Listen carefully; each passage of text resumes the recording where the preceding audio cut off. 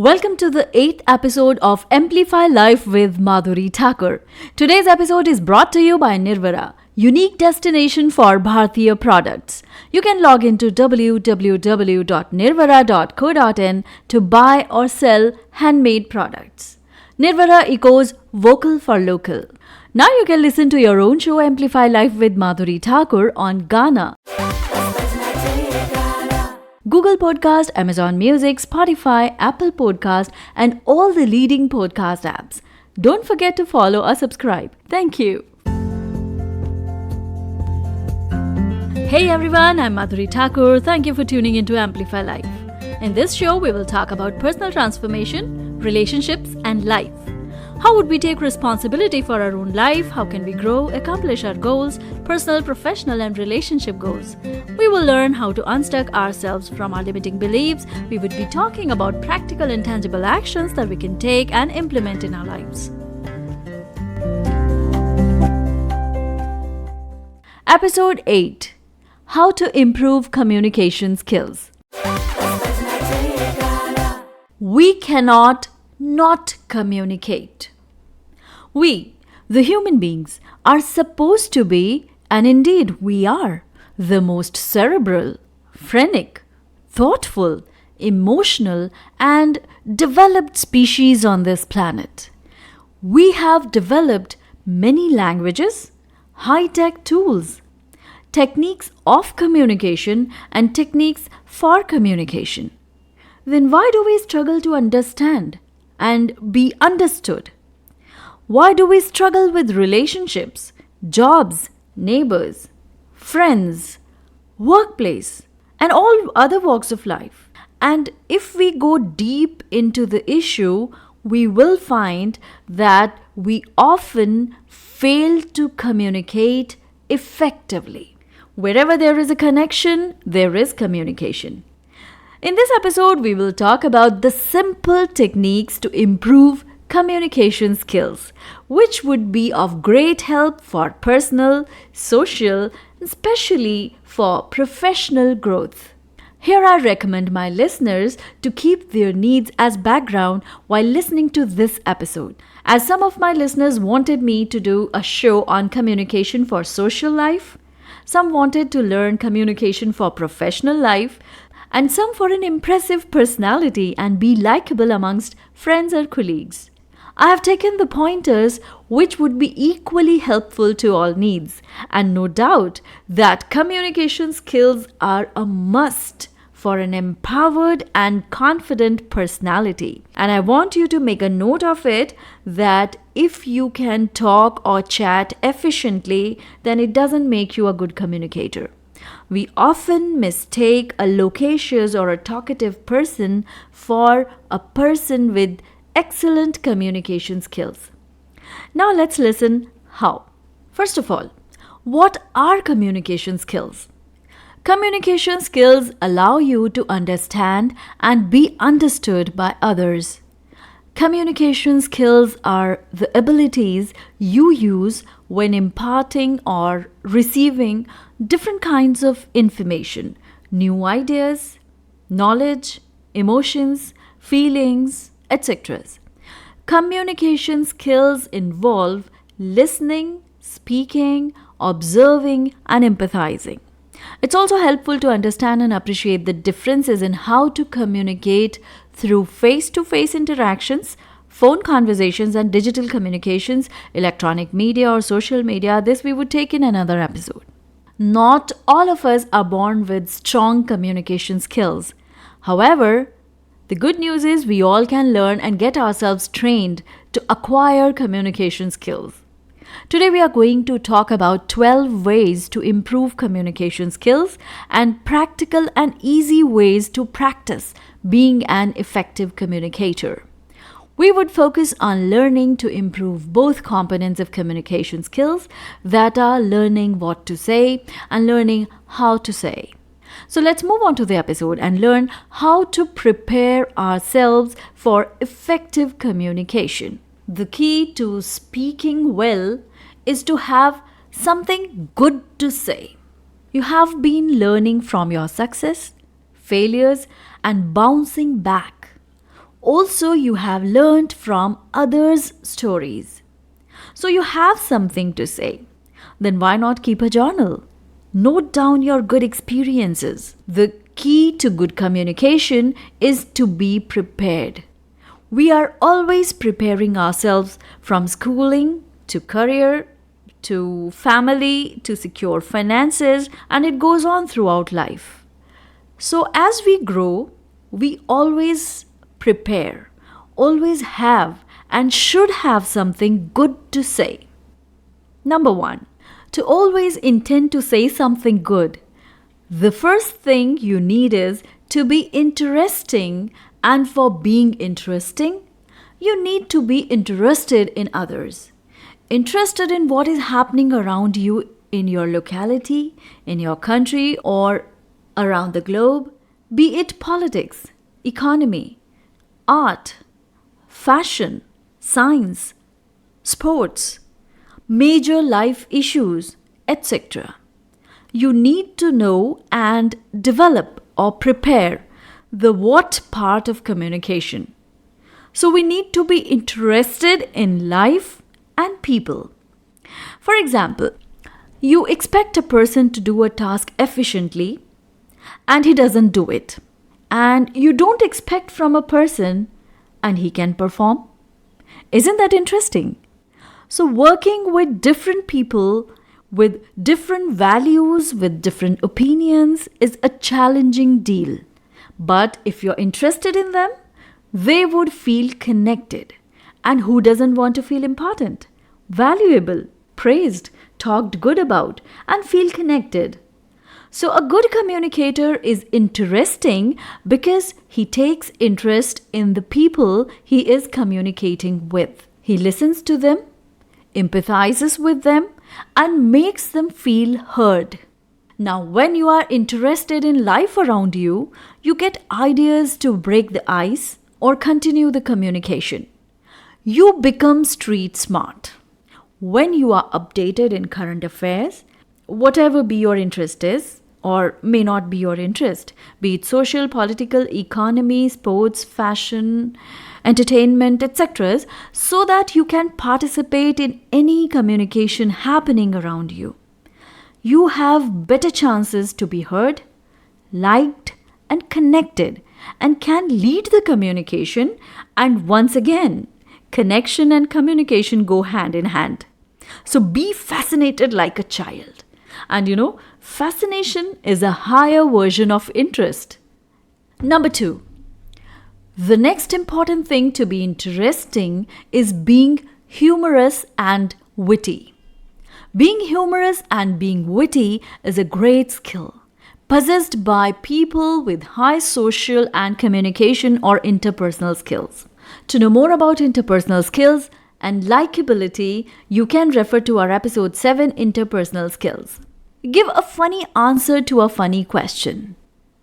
If someone says, "It doesn't work for me," then reply, "It is designed not to work for some."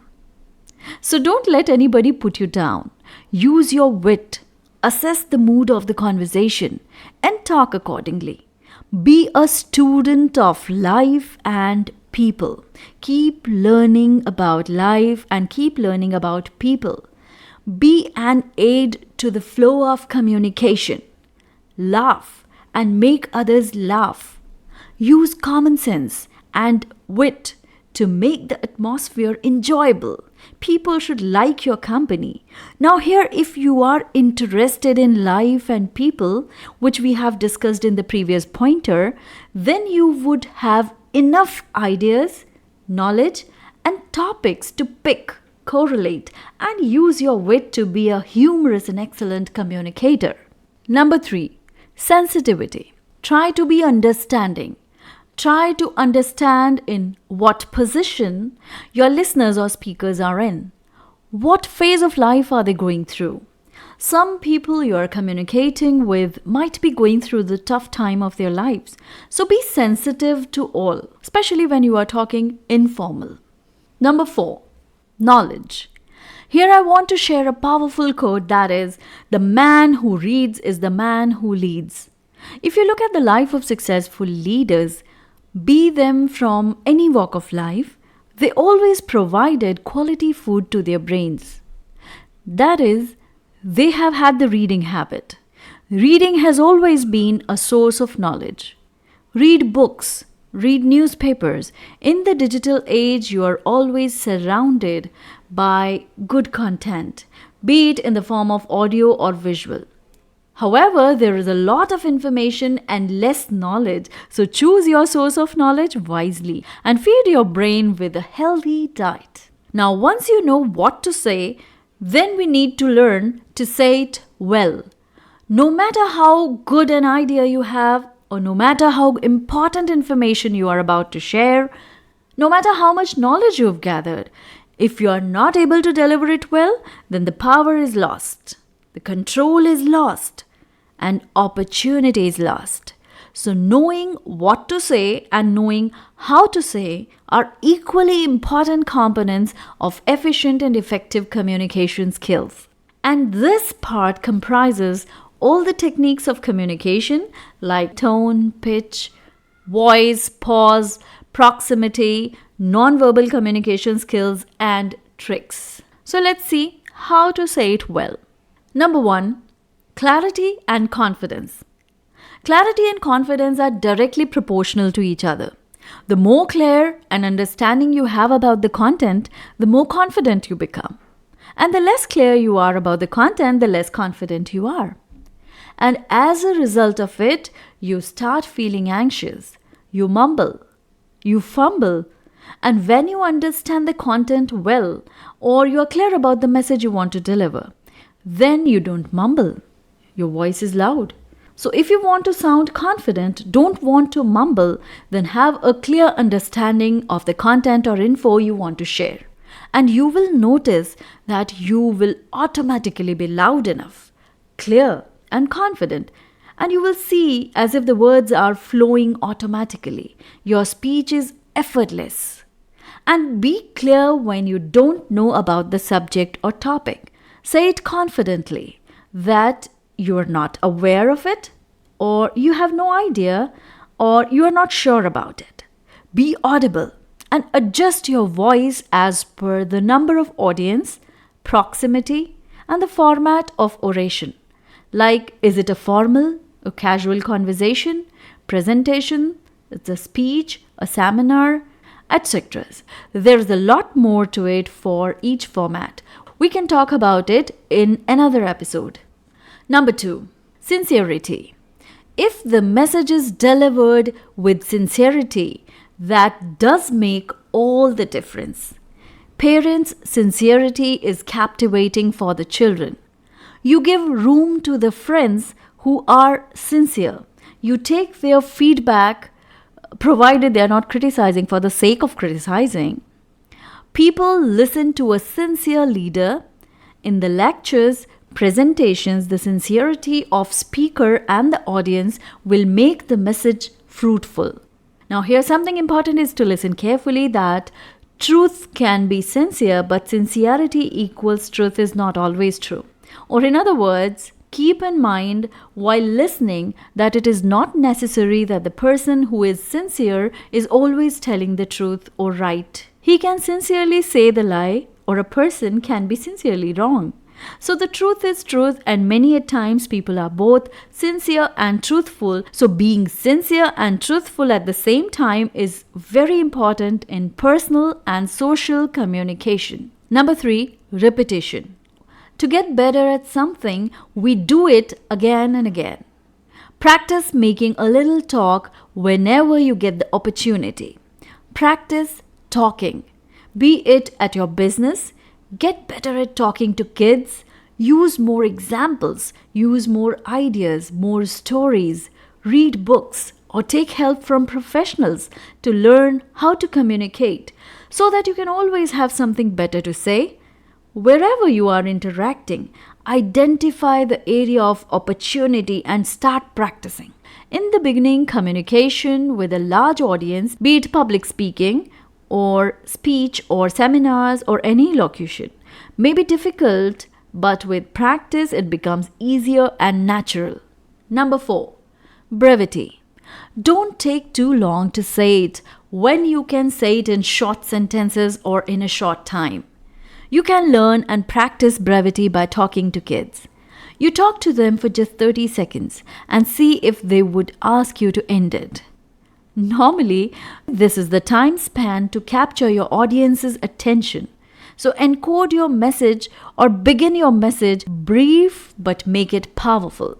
So talk less and be more effective. In the personal development field, the stronger you become, the wiser you become, the more caring you become. It reflects in your language, in your manners, and the texture of your communication changes, and you start to be brief, effective, and powerful. Number 5. Gestures and style. I'm sure that you must have someone as your role model.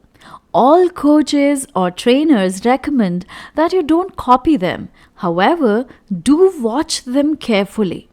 The way they speak, the gestures they use, their body language, the way they carry themselves.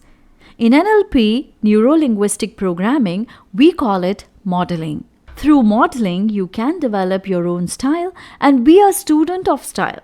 Your style, your gestures can be captivating and become a part of your persona. So it's not just what you say, it's more of how you say it. Your commitment, dedication, sincerity, gestures, style, everything wrapped up in your language makes it effective. Number 6. Vocabulary. The better your vocabulary is, the better you can share your ideas. Bring more meaning to them by choosing the right and appropriate word for the context from the treasure of your vocabulary. This can help you bring brevity to your communication, be it written or oral communication. If you are working on speaking or oral communication, then listen to the good communication as much as possible. And if you are preparing for written communication, then read as much as you can. There is a connection between reading and writing and listening and speaking. However, reading helps you to learn new words along with usage in the context. You just do not need to learn the words but try to own them. Be the owner, and that too can happen through practice or repetition. Researchers have found that there is a connection between vocabulary and behavior. Limited vocabulary shows the tendency of poor behavior. Let's take it that way. If you have a limited vocabulary, no matter what someone says, that may make less sense for you, as you can't comprehend well with the limited vocabulary most of the time. The real purpose of education is actually to comprehend better. Expansion of comprehension gives better understanding. It's not just from the listener's point of view. If you look at it from the speaker's perspective, if you have a better vocabulary, you can express your feelings, your thoughts, emotions, ideas, information, everything in a better way. So if you have limited comprehension and limited expression, then your world becomes very small and limited. Words are like lights to brighten and broaden the horizon of your world. Your words should be able to paint the mental pictures and use your vocabulary according to your audience. People with rich vocabulary can choose the right word for the right audience. Vocabulary is important. Words are important. Have you noticed your words written on the little card can give an electrifying effect to the person you are wishing with a bouquet of flowers, isn't it? Number 7. Read your audience. This is a little challenging. You may have the audience of children or the audience of a training class or your team at the workplace or a minister giving a speech or an orator at a seminar. Say it well, but also see the effect you are having. You need to learn to read the expression and the body language of your audience so that you can plan your talk ahead. You may need to slow down. You may need to repeat to emphasize. You may need to raise or lower your volume.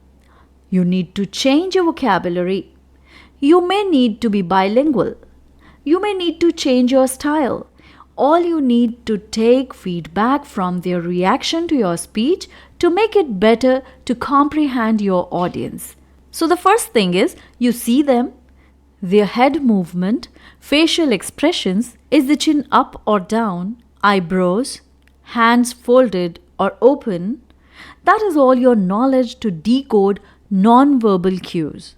We would do an exclusive episode on non-verbal communication some other time. Also, you can listen to episode 7, Interpersonal Skills, for the introductory knowledge of non-verbal cues. Number 2, if it is a two-way communication, then you need to listen as well as talk. Scholars have said that we have 2 ears and 1 mouth, which signifies that you should listen twice as much as you talk. Listen carefully so that you can now know how to move ahead. Number 3, you need to pick the emotional cues. Focus on how you feel. Are you going too strong? Or do you need to be stronger or easier? This is an art of reading. Reading body language, listening and reading or feeling emotions. Here we need to accept that women are better than men. Number 8, intensity. Intensity is the emotional part of communication. Communication comprises both words and emotions. What is really powerful? It's the words loaded with emotions. Now that's what is unbelievably powerful. It can move nations. It can inspire people to change direction. It can establish an ideology that may be good or may not be good. Take examples of some powerful leaders, Hitler, Stalin, Lenin. Their abilities to preach, they may be wrong. They believed it all of their heart. Those were big disasters, but the emotional content was unbelievable, powerful, and however in a disastrous direction. Now this can and should be used in a good direction. Communication is an art, and learn it as soon as you can, because it will help you at home, with friends, in society, at workplace, in your career, and making your good fortune. The art of communication is actually a combination of well-chosen words with apt emotion, not only to the right word to be chosen, but also the right emotions to be chosen, which does mean that not too much power for a minor point. The best example to see it and learn it is by looking at the actors' performances. See what emotions they choose in a dialogue, and also the intensity or the power of emotion to the powerful and important dialogue. If you want to say a very important and powerful message or sentence and you don't put the right emotion with the right intensity, then your message may not be absorbed by the listeners the way you expect it. Your proximity with your listeners should be according to the occasion, like formal or casual or a social get-together, a close friend or an acquaintance. This also decides your style, intensity, and apt emotions for that particular communication. So communication is an art, and it's also called as the queen of soft skills. That should be learned by all of us as early as possible, as the payoff is huge. Whether you are preparing for a job, you are looking for growth in your career, or at home with your family, or with your spouse, or with your friends or neighbors. So learn this art to make a difference in your life. Thank you for being with me.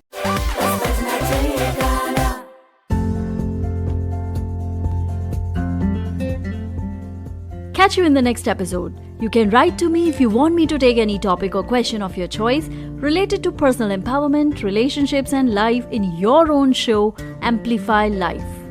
Also, you can book your consultation for relationship coaching with me through Facebook for one-to-one or a couple session. You can contact me for relationship coaching workshops in your society, club, or organization. Also, you can join my training programs on effective communication skills, soft skills, and personality empowerment programs for students and working professionals. To stay connected, I invite you to come along with me on Instagram, Facebook, Twitter, and LinkedIn. Please find the details in the description. Don't forget to subscribe, follow, comment, and review. See you next week. Till then, keep rocking and shine your brightest.